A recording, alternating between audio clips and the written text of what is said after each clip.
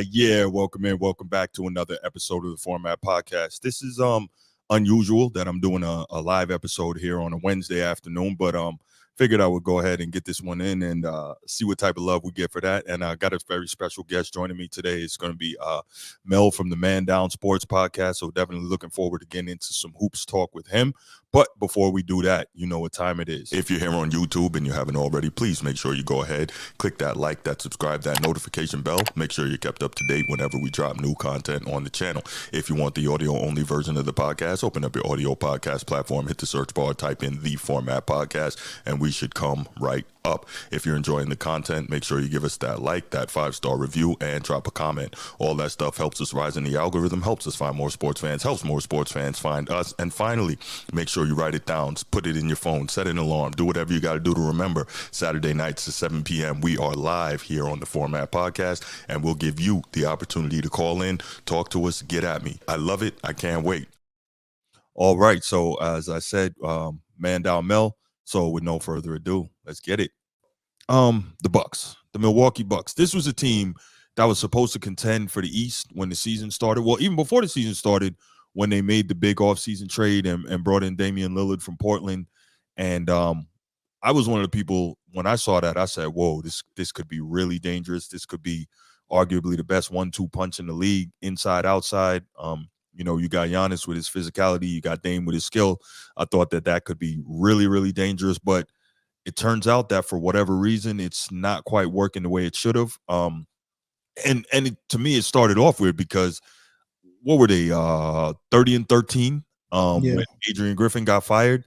Yep. And for the life of me, I have no idea why Adrian Griffin got fired. From some of the stuff that was reported, obviously I wasn't there, I didn't do the reporting, but from some of the stuff that was reported, Giannis, I guess, didn't like the way Adrian Griffin was going about things.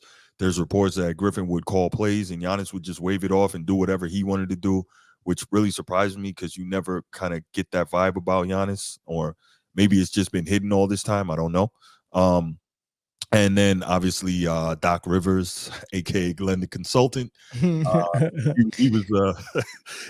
was consulting for the team at the time, and then they offered him the job. He took the job, and I guess the thought was that Doc Rivers, you know, the guy who has gotten more run out of one championship than anybody in the history of the game, they thought that he would be able to unlock Giannis and Dame and take it to the next level, but it hasn't worked that way. So what I'm going to ask you, Mel, why do you think it hasn't worked that way? And before you answer, offensively, it seems like they have it figured out. This is a team that has 6 players scoring in double figures, 5 with more than 12 points a game. Giannis at 30 and 12, I think, or 30 and 11 on the year.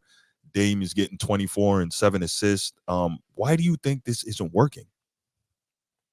Because they got a superstar with limited scoring or limited skills offensively. Mm-hmm. And when you have your best player or your star player or your superstar player with limited skills offensively, you have to have a special team around him. You have to run a special offense with special role players around him, right? And when you're a one-man show, your flaws are not going to show up that much. But when you go from a one-man show to adding other superstar pieces to it, the more the flaws will show up. And right now, what's going on, without looking at the numbers for Giannis, right now, what's going on is he don't have another game to go to that can mesh and fit well with Dame Lillard. Giannis's game was spread offense, 5-man out, Giannis with the ball at the top of the key and getting a screen and going downhill and being a force going to the rim. Right now, how do you mesh that with a point guard who wants the ball so he can dictate and do things as well? So now what do you do when Dame has the ball? What do you do with this star player in Giannis? Because he got to get downhill and he needs 5-man out offense, right? So right now you're seeing the growing pains of trying to figure out, man, how are we going to get Giannis to be Giannis when he can't give me any value without the ball, and he's not going to go in the post and do work like Tim Duncan? What am I going to do with him? Right. And that's the issue. And they might be able to still get their numbers when they want to get their numbers, but it's not leading to winning. right? So I don't believe anything numbers wise if it doesn't lead to actual winning.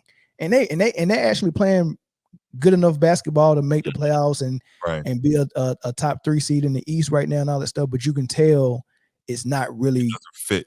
yeah, it's not championship basketball. Hmm. And so this is a team where I think to your point, they don't play well together. And I think you're right about that. There's times Dame can go off because we know he just has that capability to go off.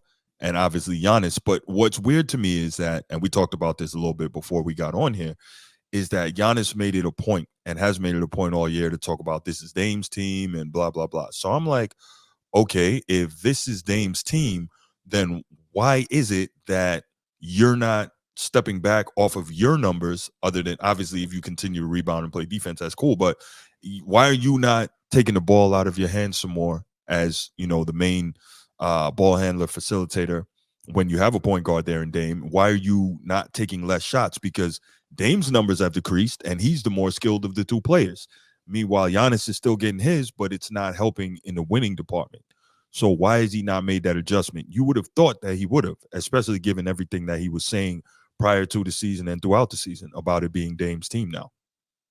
He was just saying it to make Dame comfortable, and so Dame won't come over here and feel like he needs to acquiesce or play less of himself. He just wanted him to be himself. And you got to give them that confidence that, hey, look, I'm not trying to step on your toes. You can do your thing. But Giannis is a straightforward go type player, man. So you can't get a player that's like Russell Westbrook or Giannis and tell them not to go. Mm-hmm. That's all he knows is go. And that's how he got MVPs and turned into a max player is by being foot on the pedal, foot on the gas the whole time. So you can't tell him not to put his foot on the gas.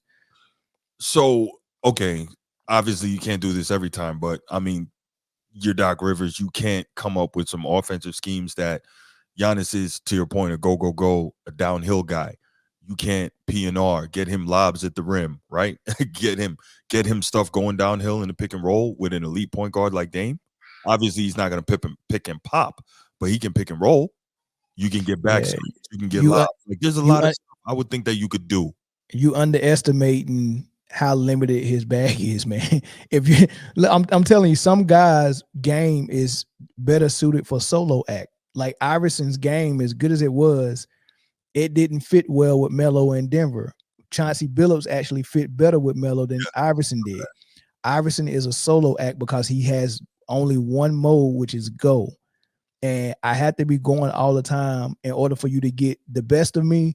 You got to put me around pieces that's okay with me just doing everything. Mm-hmm. Right. And Giannis is probably one of those players, man. The better talent around him, the less of him that he can be. He needs to be on go where everyone is dependent on him. And sometimes less is more for a player like that. I mean, imagine Alonzo Mourning being your point forward. That's what Giannis is. That's an odd analogy. I never would have thought of that. I had somebody before say that Giannis is a modern day Bo Outlaw. I was like, that's Nah, I give him so. I give him so. But I mean, I don't know if Giannis was to say, or Doc Rivers was to get Giannis to say, okay, most people already have you as a Hall of Fame guy, for whatever reason, basketball Hall of Fame again. But most people have you as a Hall of Fame guy. You're a champion. If you bring Dame in here and you can scale it back some, and we can win more championships, how do you think that's going to make you look? Because Giannis never struck me as a dude who was about numbers. And to that point, like, yeah, good. No, I'm listening. No, I was just saying to that point, Giannis, we know he's one of the ultimate hustle boxes, right? So you hit the glass, you play that defense, you do all those things. You can still get lobs. You can still, nobody's saying that you got to go down to 15 points a game, but if you come down from 30 to about 24, and now Dame can do more of his thing, you can be more dangerous, and that team can be better, and you'll have much more of an opportunity to try and win that championship. Because Dame doesn't want to be there anyway. He wants to be in Miami. So all you're doing is greasing the skids for him to, work on trying to get out of there anyway. So, like, how is that helping you? I don't know. I have no clue, but I know something ain't right in there. Yeah, Something yeah, ain't right. right. But And despite that, that was in the number 2 seed in the East for a while. I think they might be number 3 now because I think Orlando actually is moving up on the rankings. um, yeah, That's G, possible. that, That's possible. especially in the East, maybe not so much in the West because the West is tough. Maybe in the East, but I think the other part is though maybe they're coasting into playoffs, but don't you want to be in your best form going into the toughest part of the year, or is that just the way it is now? I don't know.